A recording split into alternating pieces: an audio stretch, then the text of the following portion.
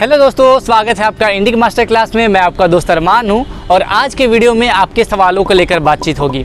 तो आपके एग्ज़ाम में अब बस 3 ही दिन रह गए हैं, तो इस हिसाब से ये वीडियो बहुत इंपॉर्टेंट होने वाली है, क्योंकि आज के वीडियो में मैंने बताया है कि कौन कौन से सवाल पूछे जा सकते हैं एग्ज़ाम हॉल में, आपको किन किन गलतियों को नहीं करना है, क्या सावधानियाँ बरतनी हैं।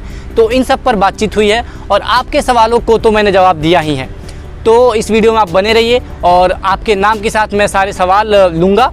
और अगर आप इस वीडियो में आपका नाम आया है तो आप ज़रूर से कमेंट सेक्शन में बताइए, और कोई सवाल है तो मुझे कमेंट सेक्शन में पूछ लीजिए। तो पहला सवाल लेते हैं इस वीडियो में बुसरा का। बुसरा बोल रही हैं कि सर बुसरा सवाल कर रही हैं कि प्रीवियस ईयर के सब्जेक्टिव सवालों का जवाब चाहिए।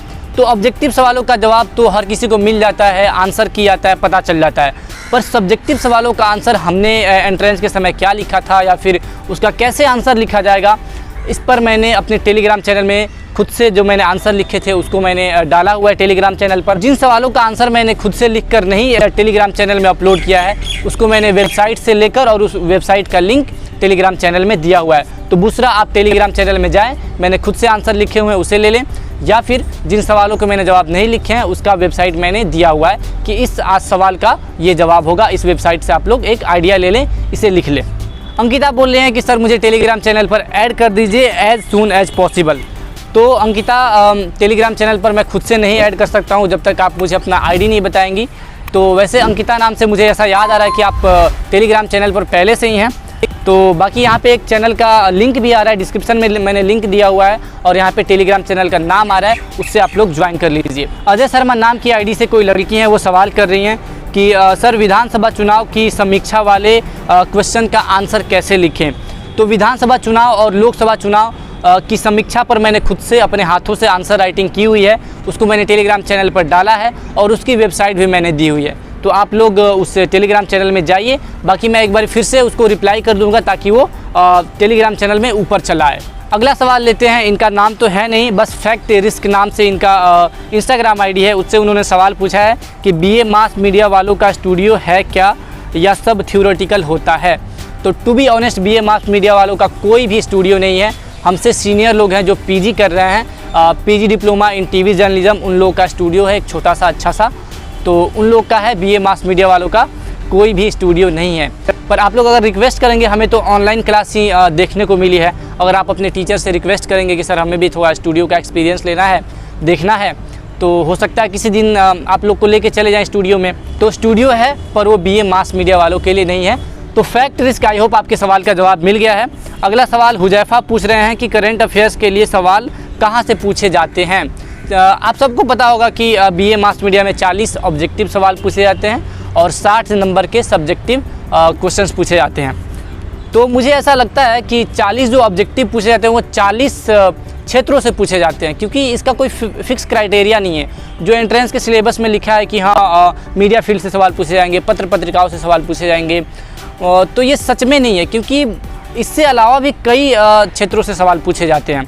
तो मैं तो यही सजेशन दूंगा कि आप लोग प्रीवियस ईयर का जो सवाल है उसी के आधार पर तैयारी करें, जहाँ से सवाल पूछे गए हैं उसी से रिलेटेड 5 सवाल देख लीजिए, बात ख़त्म। अज्जू का भी बिल्कुल यही सवाल है कि मास मीडिया की तैयारी कर रही हूँ और ऑब्जेक्टिव के लिए तैयारी कैसे करनी होती है। तो अभी मैंने इस सवाल का जवाब दिया है। अज्जू, आई होप आपको आपके सवाल का जवाब मिल गया होगा।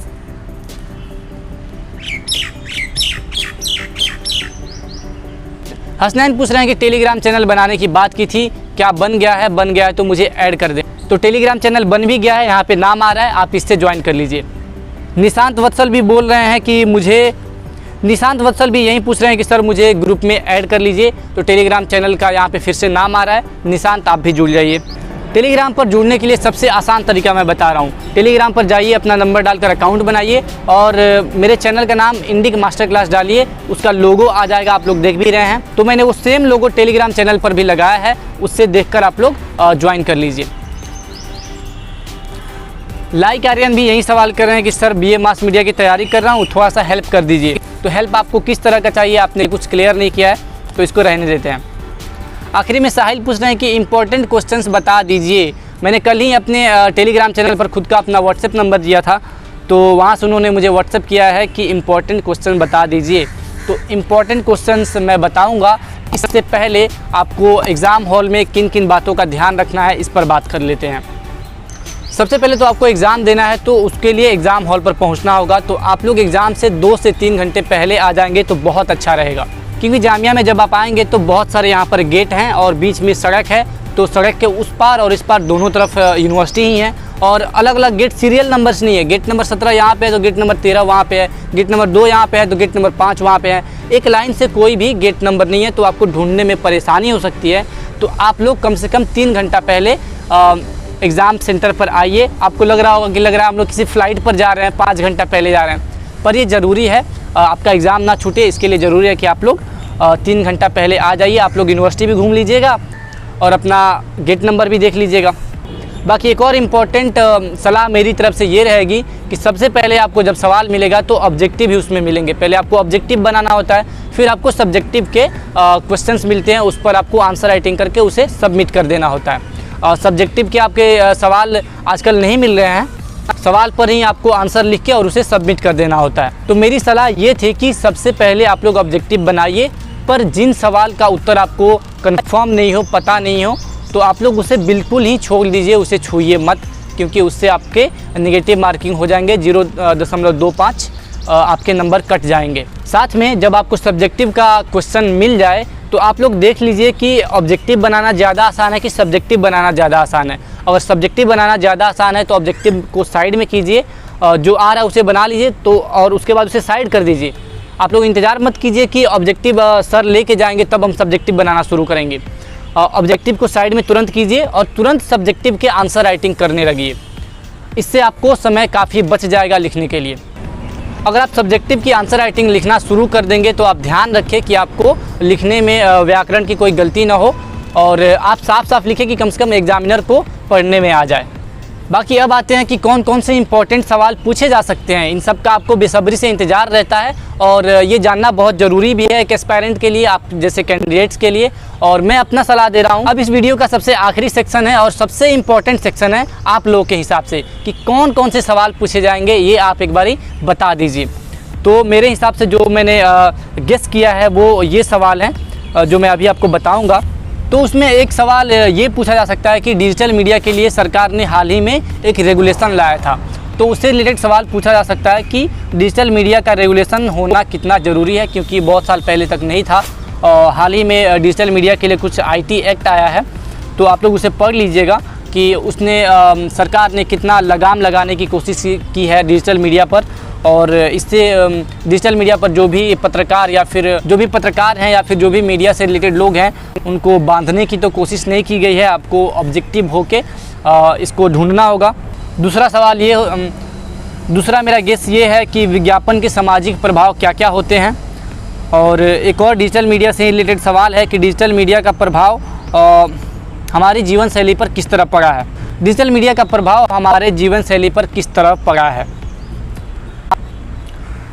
एक और इम्पॉर्टेंट इंटरव्यू से रिलेटेड सवाल हो सकता है कि जब भी हम इंटरव्यू लेने जाते हैं तो किन किन बातों का ध्यान रखना चाहिए, इंटरव्यू से पहले किस तरह की तैयारी आपको करके जानी चाहिए।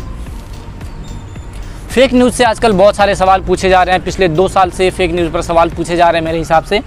तो सबसे पहले तो आप लोग ये जान के जाइएगा कि फ़ेक न्यूज़ होता क्या है, फ़ेक न्यूज़ कैसे फैलता है, फ़ेक न्यूज़ कौन फैलाता है और फेक न्यूज़ को कैसे रोका जा सकता है, ये भी आप लोग पढ़ के जाइएगा।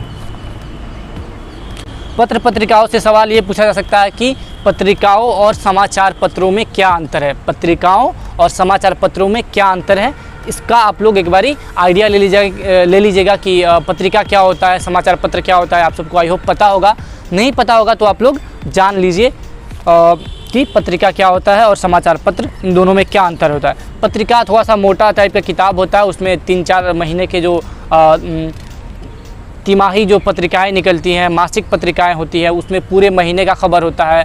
समाचार पत्र है, उसमें हर रोज़ की खबरें होती हैं, ताज़ा खबरें होती हैं। पर ये बात है कि पत्रिका में डिटेल में कोई भी जानकारी होती है और समाचार पत्र में जैसे जैसे अपडेट होता है उस घटना पर तो जानकारी धीरे धीरे अखबार में आती रहती है। पर पिछले 1 महीने का अगर आप देखें तो पत्रिका में बहुत डिटेल्ड जानकारी दी जाती है। एक और सवाल सोशल मीडिया को लेकर पूछा जा सकता है कि सोशल मीडिया से क्या समस्याएं उत्पन्न हुई हैं और इसका समाधान कैसे निकाला जा सकता है। बाकी एक और बात ध्यान देने वाली ये है कि पिछले साल जो भी एंट्रेंस में सब्जेक्टिव सवाल पूछे गए हैं उनका एग्जैक्ट आंसर आपको दिमाग में पता होना चाहिए कि पीछे से अगर कोई सवाल इस एंट्रेंस में पूछ लिया गया, इस साल के 2022 के एंट्रेंस में पूछ लिया गया, तो आप लोग अच्छे से उसका आंसर लिख पाएँ।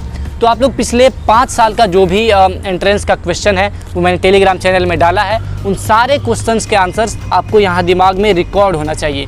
बाकी ये तो कुछ नए सवाल थे और कुछ पुराने सवाल थे जिसे मिलाकर मैंने अपना सजेशन दिया है कि ये सवाल पूछे जा सकते हैं। तो बाकी ये वीडियो थी आज की, और ये वीडियो देखने के लिए आपका बहुत बहुत धन्यवाद। चलता हूँ मैं, बाय बाय।